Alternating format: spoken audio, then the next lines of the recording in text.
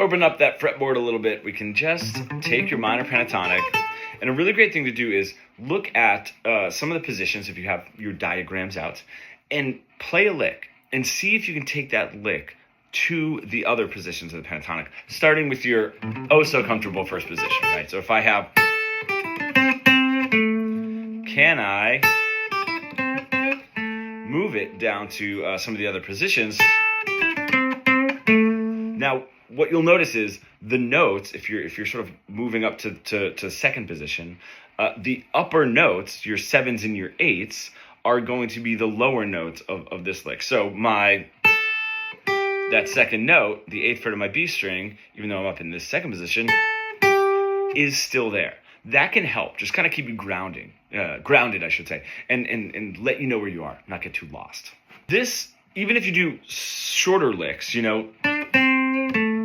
cool, and start moving those up, and the same thing applies. The upper frets of this lick, if you move up to second position, become the lower frets of this lick.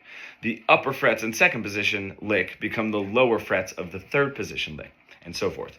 There's something really interesting that's going on here, is we're getting out of memorizing, right, kind of looking at the dots on the diagram, okay, and we're getting into learning.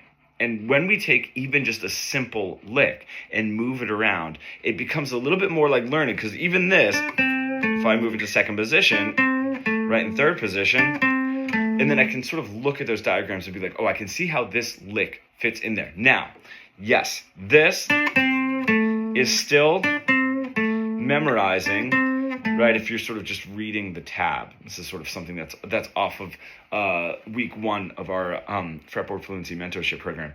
But if we can just make it a little bit creative, then it becomes learning and not memorizing, right? I promise you, it's crazy how that works in the brain. But this, just playing it stale and sort of remembering or memorizing those licks is still a little bit in that memorization camp. But if I do